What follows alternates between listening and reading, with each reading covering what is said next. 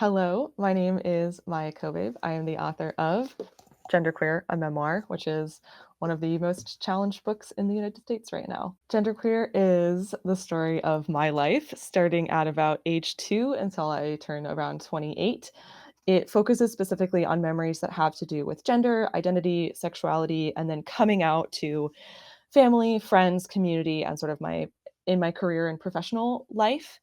And it highlights these moments where I had interactions that really seemed to show the way that the world was viewing me was in conflict with the way I viewed myself, and how that was making a lot of my relationships, I think, more challenging than they needed to be, and how I eventually decided to come out and be open about my identity, and how that really deepened my connection to my community and my family.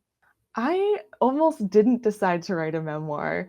The very earliest draft of this book started in like mid 2016, and it came from conversations. At the time, I was starting to want to come out as non-binary to my family and my friends and my community, and I was really struggling to like fully come out in conversation. It felt like I could never say everything I wanted to say, or like really get down into the heart of it or the core of it. And even though my family and my friends were very supportive and very loving and very enthusiastic about wanting to understand me, for whatever reason, I just could not get my point across in speech. And so I realized I think I need to write about this. And the earliest draft was a series of small black and white comics that I drew literally to share with friends and family as a tool to come out.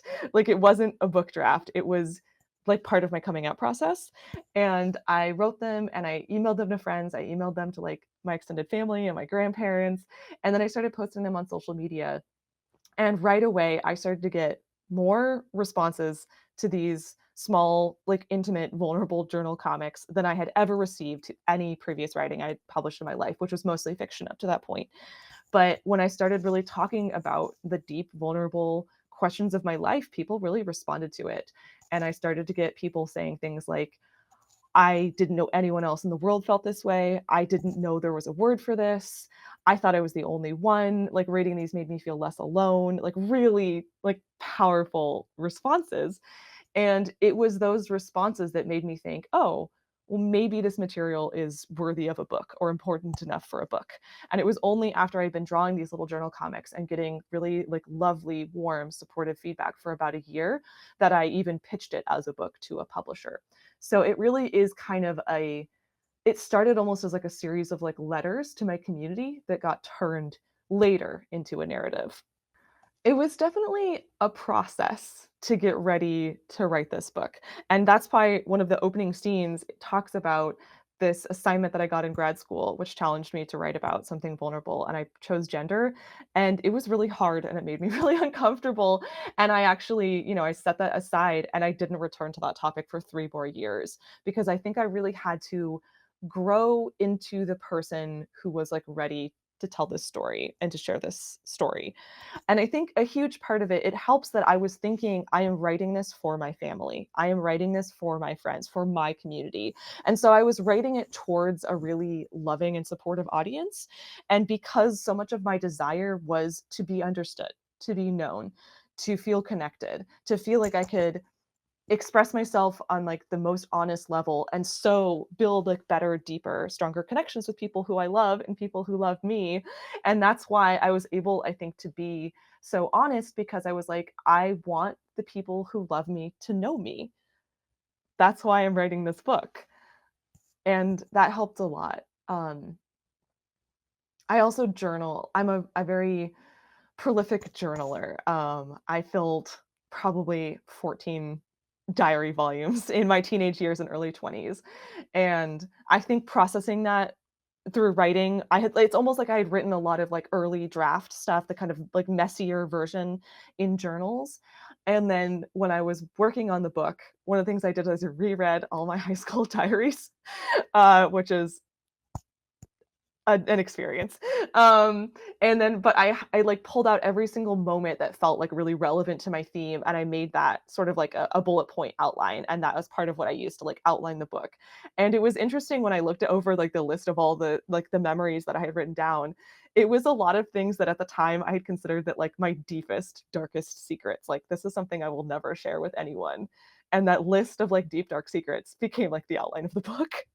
So, um uh, I'm grateful to my younger self for all that journaling and all that processing, and also, I feel so much compassion to my younger self who felt like these things needed to be secret or these things were somewhat shameful, or I felt very alone in my gender experience as a teenager, and I'm very grateful that as an adult, I've been able to share this, and instead, I've been able to build such a loving and strong community out of sharing. The main trait I've always been attracted to is androgyny, which made categorizing my sexuality difficult. Did the girl with the buzz cut catch my eye because she was a girl or because she was dressed as a boy? Was it his seemingly feminine or masculine qualities that drew me to the long haired boy in choir? My deepest emotional relationships have always been with women. Did that mean I was a lesbian? But my sexual fantasies involved two male partners. Was I a gay boy trapped in a girl's body? The knowledge of a third option slept like a seed under the soil. This seed put out many leaves, but I didn't have the language to identify the plant. I wish I had a gender neutral name. I feel like something is wrong with me. I wish I was a boy. I hate my breasts. I never want to have sex. I never want kids. I wish I had short hair. In high school, I began to theorize that I had been born with two half souls, one female and one male. I invented and named a lost male twin.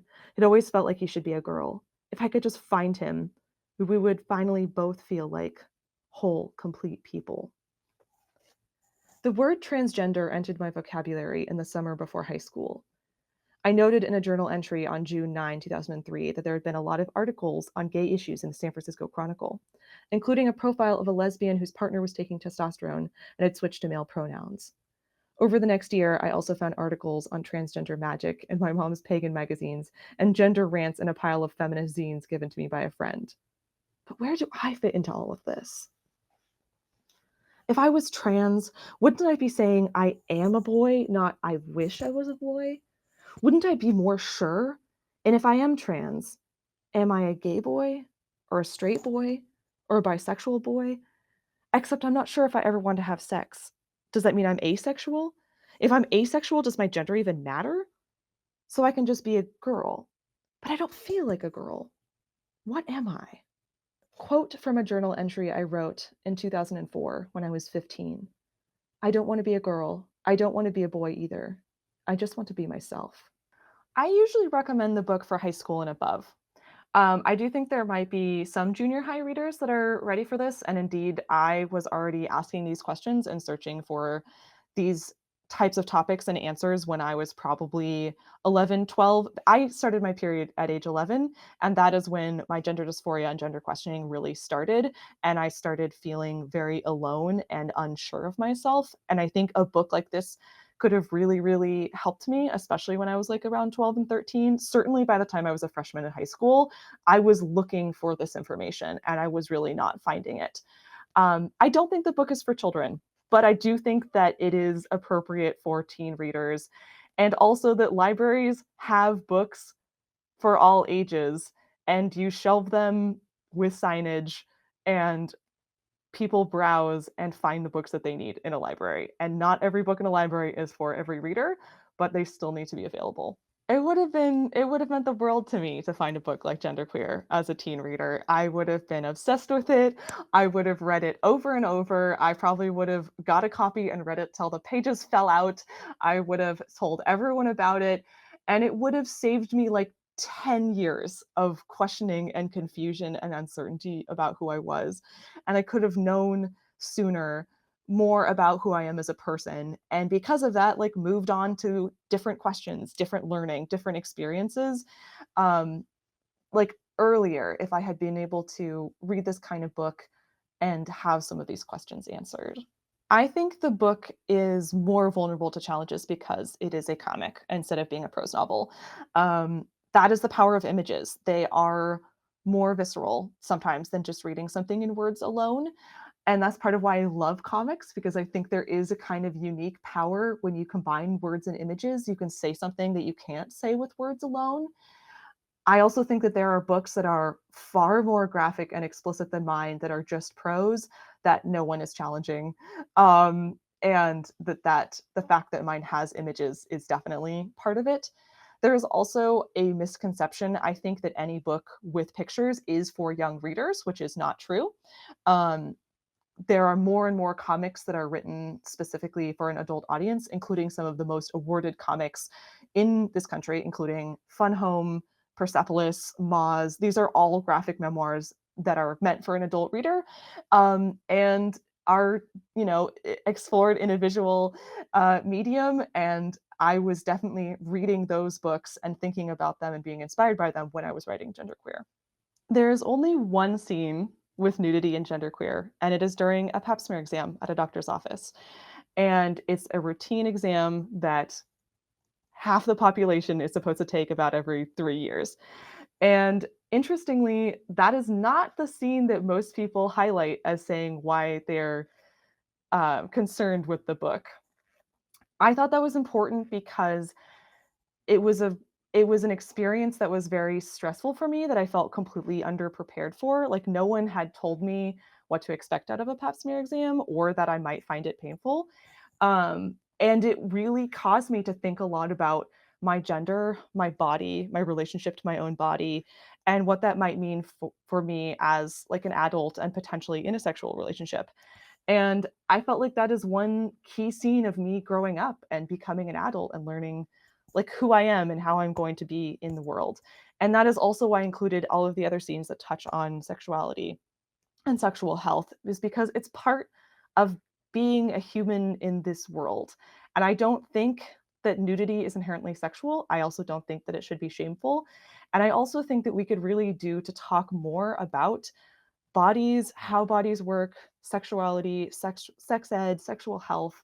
These topics are really avoided in most parts of education, and I think they're really important. And knowing about your body and how it works, and also what signs to look for that might be a sign of a potential health problem, are really important and could save lives and also save a lot of anguish and shame that people carry around their bodies. So I think it's really important to have this information in books.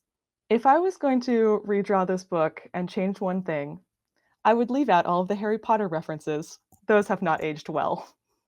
I was amazed at the early reception to this book. It was more immediate and more enthusiastic than I ever could have predicted or expected as a debut author with a print run of 5,000 from a relatively small publisher.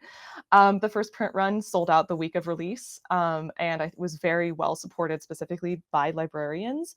I think every single librarian who read it, or at least the ones who talked to me, said, I know exactly which like patron I want to hand this to. Like every librarian knew of one person that they specifically wanted to like put this book into their hands. Um, and I'm very grateful that the book came out in 2019 because it meant I got to do about 6 months of in-person touring. I couch surfed through 5 states and visited comic book shops and literary festivals. And every single reading I did was so wonderful. And the bookstore owners like welcomed me so warmly. And I started to get like an immediate flood of really lovely reader response emails and messages, sometimes as many as like multiple a day. Um, People saying, I found your book and I read it and I related to it and it spoke to me. And, you know, some of the memories in here almost could be memories from my own life, or I've never seen myself in a book like this before. Like, just amazing responses. And I honestly didn't really hear a single negative review or negative response to the book until it had been out for over 2.5 years. So the full first couple of years of my experience of being this book's author was just really wonderful and really affirming. The first time I heard about any pushback against genderqueer was in late 2021. I believe there was a very small case of it being challenged in Texas and another one in Huntington Beach, California. And I read like a one paragraph article about it in actually the American Library Association's annual field report of book challenges, and I remember being like, "Oh my gosh, it's been challenged somewhere. How surprising, like, no one told me." And that was in, like, September. And then, like, a month later in October, and right before the 2021 midterm is when the book was challenged in Fairfax County, Virginia, and the school board meeting was filmed and the video went somewhat viral, and I was tagged in it. And that was the case that really feels like the first domino that started this absolute, like, domino effect of so many more book challenges. And it really went from me hearing about, like, 1 challenge, 2 challenge, 3 challenges, to suddenly there being so many challenges I couldn't even keep track of them all, and it was being challenged, like, in multiple states, in multiple cities, in multiple school districts. And that's when it really went from a trickle into, like, a flood. It was very weird. I'm not naive. I'm very aware that queer and trans and non-binary narratives get challenged, and I had been warned before the book came out to expect potential challenges. So it wasn't that I was shocked. I think the timing of it surprised me because, again, the book had been out for 2.5 years, and it made me wonder, like, why now? And I do think the midterm election had a lot to do with it. Um, I'm very, very grateful that I had those 2 years of, like, peaceful, good reviews and winning a couple of American Library Association awards, because that really meant that when the challenges came, I was able to really let them kind of just wash off my back, where it's like, people are suddenly messaging me and saying that this book is awful and it's inappropriate for young people and I've done something terrible, but I'm like, I have 2 years of, like, hundreds of people telling me otherwise. So, I was able to, like, not be too rattled by, suddenly getting a lot of negative responses, especially because it was so obvious that so many of the people challenging the book had not even read it, because they would make extremely erroneous statements about what was inside the book that if you read it, you would know that's not what it's about.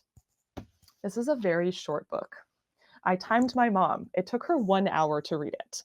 So, um, if anybody is curious about it or wants to know what's inside, it will not even take a full afternoon. I highly encourage you to read it, so you know what's what.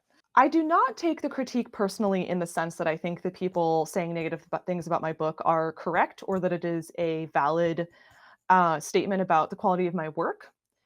But I do take it personally as a citizen of this country who believes in free speech and believes in the freedom of information and who worked in libraries for 10 years and is a huge supporter and lover of libraries.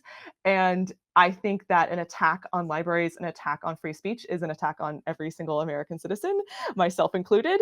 So I take it very personally in the sense that I feel like I am seeing the freedoms of our country being degraded, but I do not take it personally in that I think that I have written a bad book.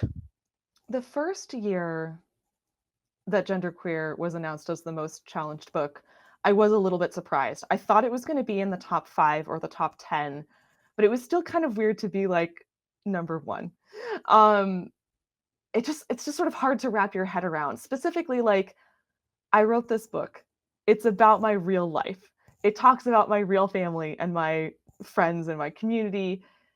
And now, like, hundreds of thousands of people in this country have heard about it. Um, and it's like it's almost like I don't even know if I can articulate, like, how to respond. It feels almost, like, larger than it's easy to, like, hold in your mind in one moment. But the second year it was announced as most challenged, I was actually completely unsurprised because by that point I had been hearing the news so much through the past year. I was like, yeah, it's going to be number 1 again.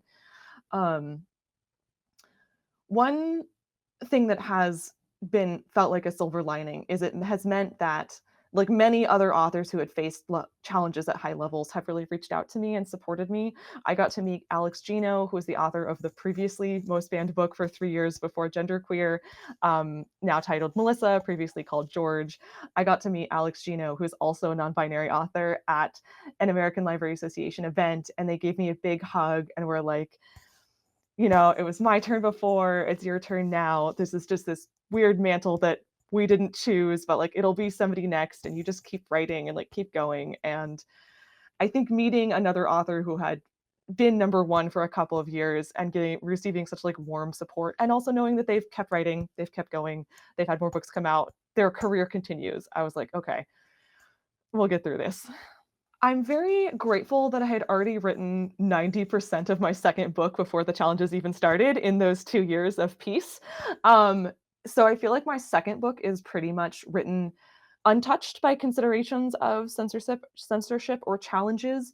Um, but I also know that it will probably be challenged just because I wrote it. And also, it is once again about a teen character who is wrestling with gender and sexuality and identity and these same kind of topics.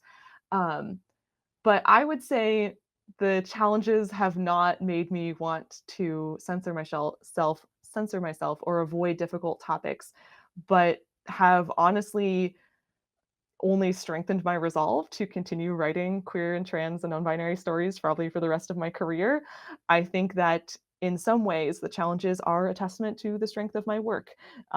It means that they are really they're saying a lot to people, whether people agree with or disagree with what I'm saying. It is making waves, and I'm not going to back away from that. I'm a huge reader. I love reading. It's a big part of my personality and my identity, and it's my number one hobby. I also track and review every single book that I read. I'm very active on apps like Goodreads and Storygraph. I love recommending books to people. I'm in multiple book clubs. I love books. It's one of the reasons I wanted to become an author. As a teenager, I remember reading a bunch of books and noticing how authors were frequently like thanking each other in the acknowledgments and or were like married to each other, and I was like, dang, all my favorite authors are friends with each other. How do I become friends with them? Maybe if I become an author I can befriend all my favorite authors. And so like a huge impulse for me like wanting to be a writer was wanting to be in a community of writers. um and I take that like still like very seriously. And like that's another thing is so many of the other books that are being challenged and other authors that are being challenged are very good friends of mine. And I look through the banned book list and I'm like, that's a classmate, that's a teacher, like that's a friend, that's someone I've been on a panel with, like that's a book I admire. It's like in some senses I'm like, well, we're all in good company. But in another sense it's like, ugh, my whole community is being hit by this. So I volunteered as a bookshelver in for all 4 years of high school for my volunteer hours, and then with that experience in my pocket, I got my first job in a library as a freshman in college through the Federal Work Study program, and I got a job in my university library, and I worked there for 4 years. And then when I graduated, they asked if I wanted to stay on as a manager, and it was the only job offer I received as a freshly graduated art student. So I said yes, and then I worked there for 6 more years. So I worked pay unpaid for 4 years and then paid for 10 more years in libraries. And it's the job that got me through grad school. It's the job that got through undergrad. And I really loved it. I loved being around books. I really liked all of my librarian coworkers. I even enjoy shelving books and alphabetizing them. I'm just like, I think libraries are such a resource, whether they're on a school, like a university campus, or in a community. Like, the library was honestly, like, the heart of my university campus. It was the public building that was open the latest. We're open until midnight most days of the week, and when classes were not held, all the students could use the empty classrooms for study groups or even just, like, hanging out. Um, and, like, we had, couches, and we had vending machines, and we had drinking fountains, and we had free Wi-Fi and, like, whiteboards that students could use. And, like, a library is not just about offering books, even though that is a huge role. It is also, like, one of few spaces in society where people can come and use space without purchasing anything. Unlike, say, a coffee shop where generally you do have to buy like a cup of coffee to use a table or use the restroom. Like, libraries are open and they are free as like a space for people to use. And also, like, at our library we had free Wi-Fi, we had copiers, we had people to answer questions. We also like would help students like fill out like job applications or sign up for classes. Like, there's so many things that a library offers. And this is again why I take attacks on libraries so personally, is like a library is a resource for all, and if a library is removed, the whole community is impoverished. I was very just disappointed to learn that there is an entire community that would rather not have a library at all than have a library with my book and other queer books in it. I think that if the library has to close its doors, it'll be a real loss, and I think that the people who no longer have a library will feel that loss. It's just hard for me to picture. It's hard for me to picture the logic that led to that decision. There are so many books that I don't wanna read, I'm not interested in, perhaps even morally disagree with, and I just leave them on the shelf, and I read other things, and it's frustrating to me that other people can't have this same kind of, like, live and let live attitude of just thinking, "Well, I might not like this book, but there are a lot of other books that I like, and I want to have a library because a library is such a gift." I mostly worry for the safety of librarians. I live in the state of California. Most of the book challenges have happened pretty far from me. Almost none of them have been in my home state. And sometimes I do feel like I'm watching this at this great remove. And I worry so much and I think so much about the people who are on the front lines of it and who are facing it, which is mostly librarians and also teachers and some bookstore owners in other states, including Michigan. I really hope that no librarians are going to be charged or face legal challenges or lose their jobs over this. I don't I'm not a lawyer, but I don't think that this law applies to books. At least that's my sense, because people pick up a book and read it out of their own free will, so a book is not enticing anyone to do anything. But gosh, it just makes me fear for the librarians and their safety. My hope is that people who read the book see what it is for what it is intended to be, which is a story about someone coming to know themselves and receiving a lot of freedom and love and support and stepping away from shame through the process of coming to know themselves. And if there's anything I want my book to do, it's to help other people know themselves and start conversations about gender and about pronouns with their families. And I often feel like the people who have already decided that my book is not a good thing to be in a community are not going to listen to me and are not going to be convinced that anything I say. But I wish that people who are trying to remove my books from shelves would understand that even if they can't see the value of this book, it could be valuable to someone else, and just let it be as a resource of one among many in a community, and know that the people who need it will mostly be the people who are reading it. Yeah, I don't know. It's tough. I haven't really spoken very directly to anyone who has been trying to challenge my book because it feels like,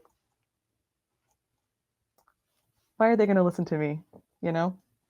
I might say just a huge thank you to all the librarians who have been standing up for my book and all of the bookstore owners who have been shelving it and readers who have been reaching out to me so generously.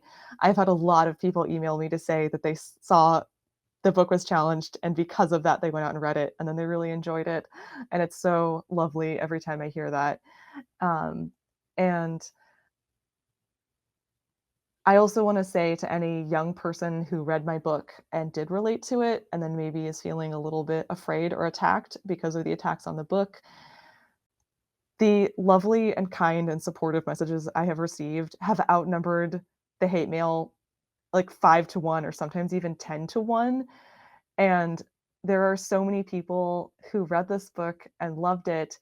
And I now feel like I am in community with all of those people. When I wrote this book, I didn't know if anyone would relate to it. I also didn't know if anyone, aside from people who knew me personally, would read it. And it has been really amazing to see this book find readers outside of my own sort of small circle of community. And anyone who read it, like, I am in community with you, and I see you, and I support you. And I hope you can understand that the attacks on this book and the attacks on other queer books are not a reflection of your identity or the validity of your identity. And they also, in my opinion, do not represent the majority voice in this country. I think it is a very vocal minority who are trying to exert a lot of control over what voices are available in the public sphere. But there are many, many trans and queer authors, and we are writing so many books. And I would consider right now like the best moment in history for queer narratives. And there are so many books that I love and that I'm excited about and that I didn't have when I was young. And there are more and more coming out every day, and they will not be able to ban all of them. Honestly, like a part of why I wrote this book is that I knew that I had so much privilege and safety. I grew up in the liberal Bay Area in a loving family. I had already had out gay family members who came out before I was even born. So I knew like as a young person that like for me coming out would be no big deal and I'd be safe and it wouldn't threaten my my family or my safety or my housing or my health or my job prospects. And another thing that I thought of when I was thinking about turning those early comics into a book is I can write about this very safely, and it won't at the time, I thought, "It won't have any negative impacts on my life." And if I can write about this safely and maybe, like, smooth the way for some other people who are asking these questions who are coming after me, I want to, and I think that I should, and I think that using the amount of, like, safety that I had and privilege that I have to step into the role of, maybe a spokesperson, even if that means I will then, be answering questions about this for the rest of my life. It felt like a worthwhile thing to do. And it felt like something that I was like, I have the energy and like the personal resources, the spoons to like take this on.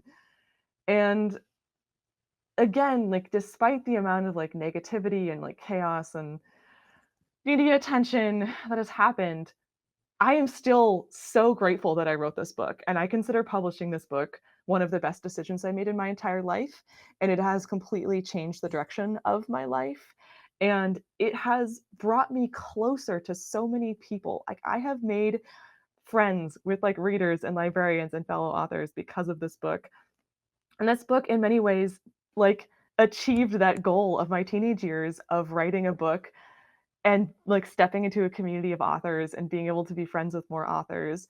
And, like, this book still, despite it all, has brought more good things into my life than bad, and I'm really grateful for that, and, I'm excited to write another book and see what people say about that one.